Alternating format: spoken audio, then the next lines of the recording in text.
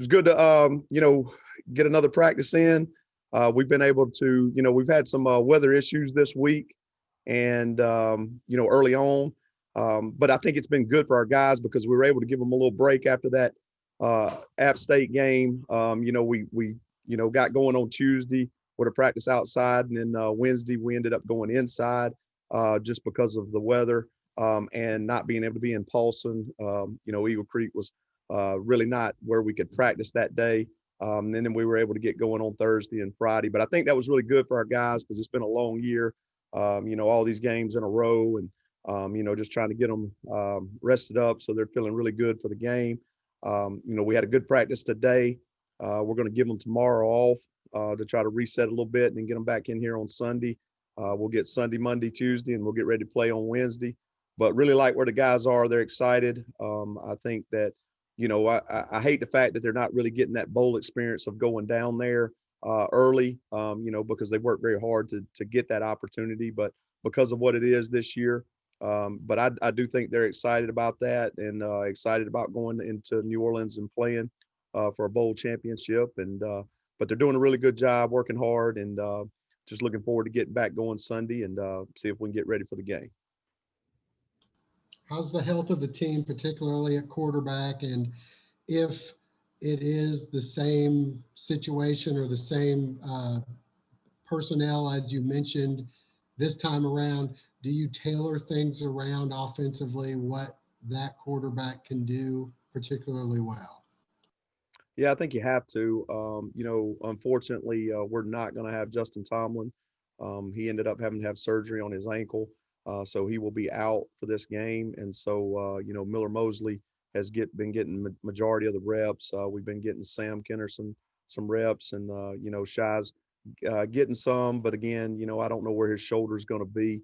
But I think we're going to have to be very mindful of what Miller can do.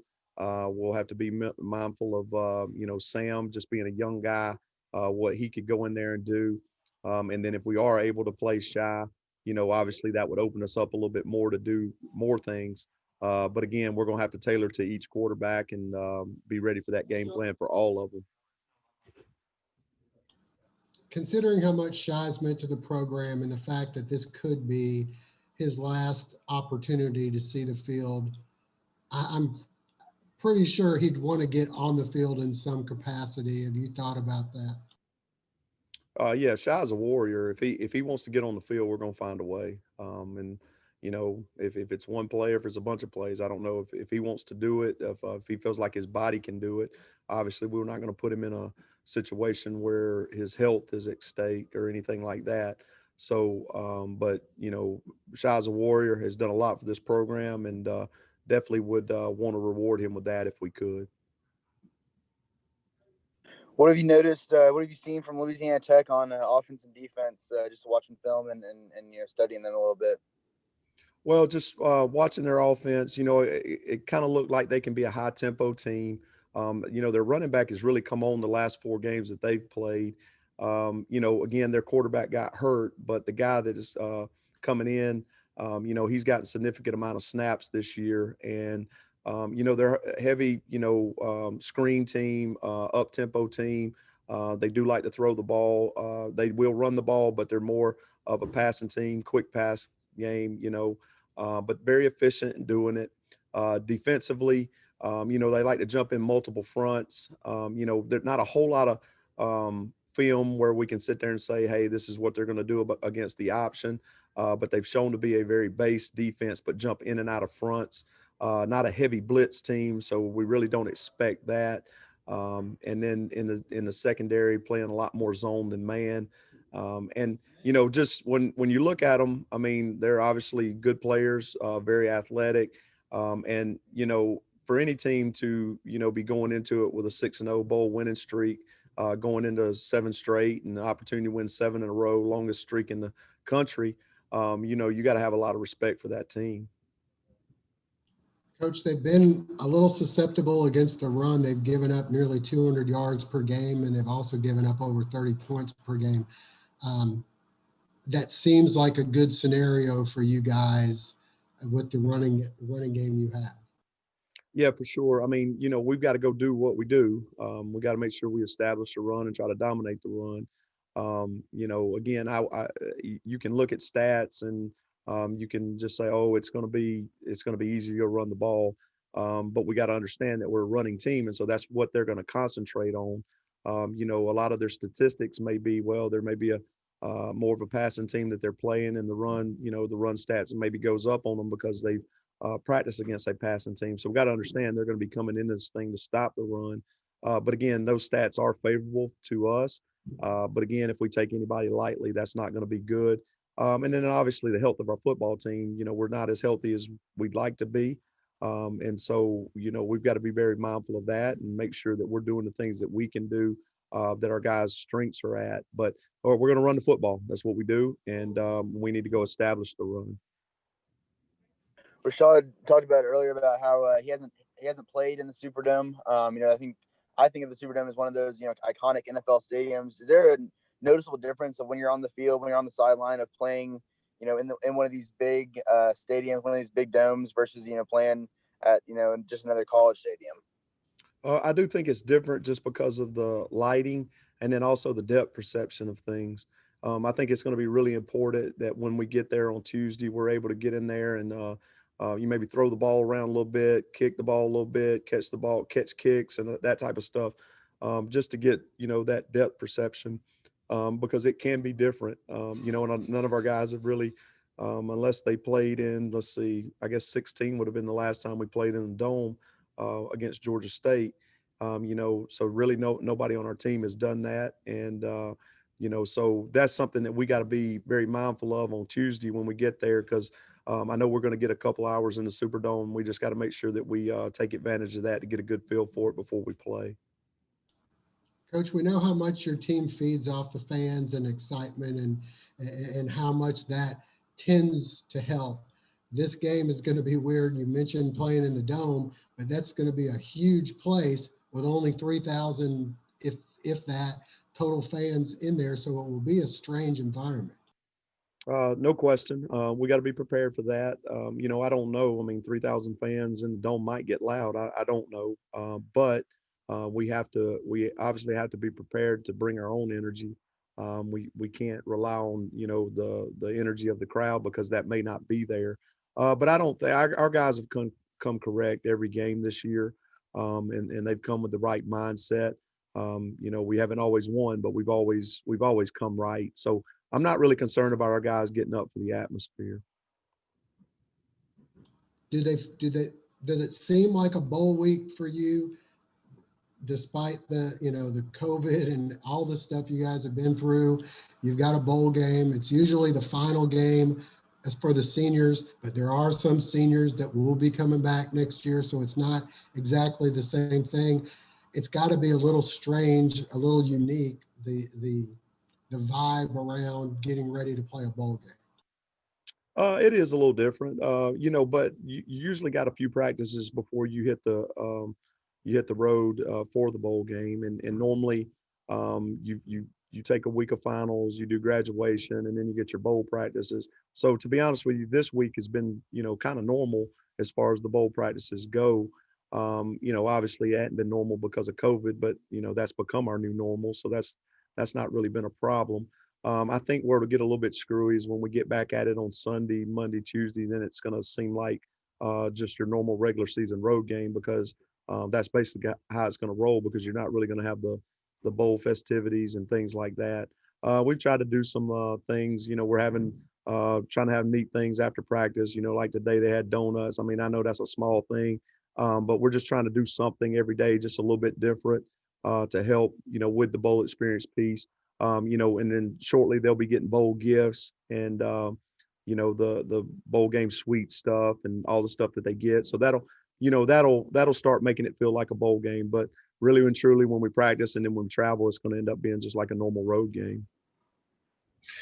Biggest question, Coach. Have you been able to get your Christmas shopping done? And did you do it online or did you go to the store? If my wife was here, I would ask her if we've gotten it all done. I would think that we probably have, just knowing her. I'm a very, very bad elf when it comes to those things for Christmas shopping.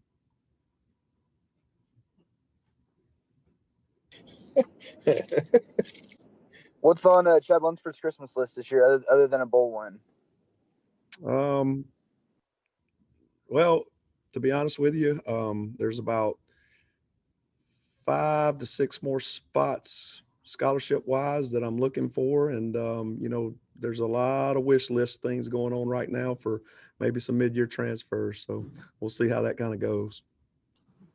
Coach, it'll be your third trip to Louisiana this year. That's a little strange, and it's a long trip for you guys, where it's a short trip for those guys.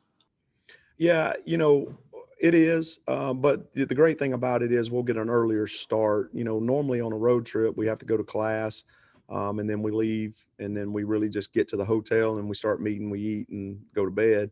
For this one, we'll get out a little bit earlier and we'll actually get to go to the stadium that we're going to play in, and move around a little bit. I think that's going to be key. And I think that's important.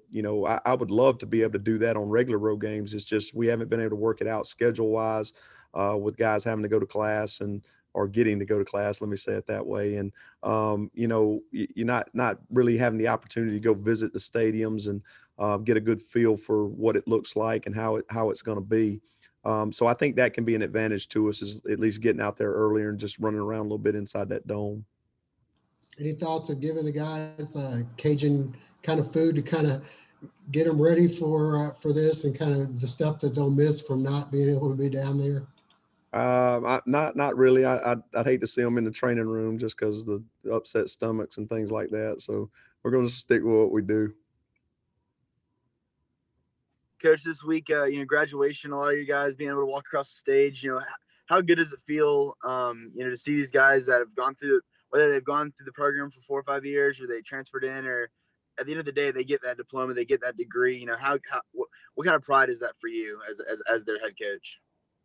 Oh man, it means the world to me because the impact. Again, I'm gonna live my life the way God leads it and orders my steps. But as long as I'm a coach, and especially as long as I'm a head coach, it's going to be about the impact on people. And you hopefully the players appreciate what me and staff and everybody that pours into them, how much it means to us to see them walk across that stage, to be able to celebrate them graduating. I sit there and I'm not going to name everybody because I'll end up screwing it up. But someone that's really special to me is D1. D1 was a guy that I recruited. D1 has really worked hard, and done an awesome job since he's been at Georgia Southern. And just to see how happy his family was and how happy he was to walk across that stage. I mean, that's it's invaluable.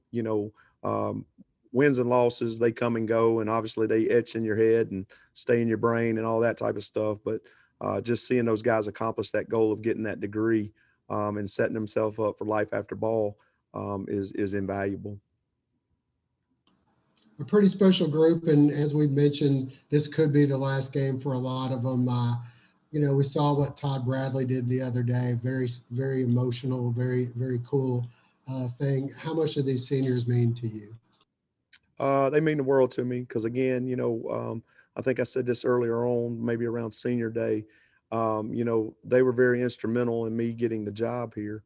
They were young and they were bought in, and that was a tough year. That was a tough year, and we tried to finish strong and do the right thing that year and try to get wins for those seniors, and they really bought into that.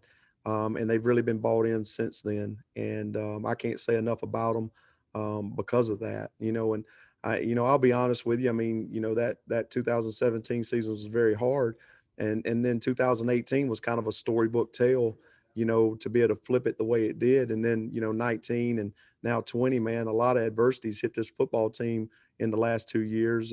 Big time injury bug has hit us the last 2 years, and they've continued to persevere and lead, and do a really good job with our young guys. And I think they're going to leave it better than they found it. And I think that's going to set us up for future success. And there's no question in my mind about that.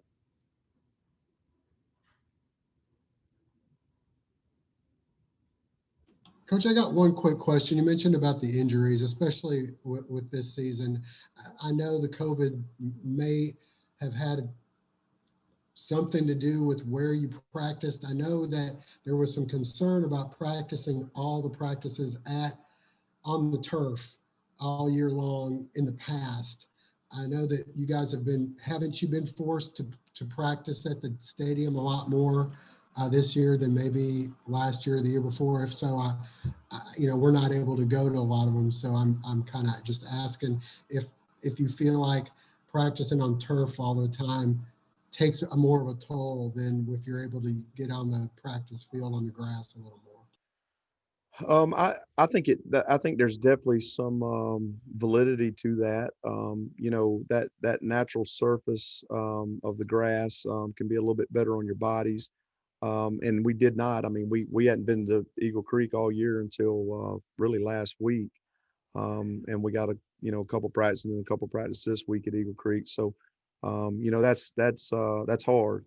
But when we start talking about injuries, my honest opinion on it, and again, I'm not a doctor, and I don't know if this is even accurate, but my honest opinion is a lot of the injuries I think are, maybe predicated on not really having an off season. And it'd be interesting to see, maybe if you compared us with Texas State and playing 12 games and really 10 in a row, 11 in a row, whatever it was for us. Um, I'd be interested to see if that has something to do with it. Again, we didn't get our bye week like we would have normally had. Playing the Army game was really, really tough on us. Hindsight, that would have been a really good bye week for us to help our guys. So I don't know. I don't know the right answer. But I would say the majority of the injuries, I would think it would have something to do with just we weren't able to train their bodies the way that we would have in the past, and it was a lot more accelerated. And again, I may be totally off on that, but I just think there might be more to do with that than the turf.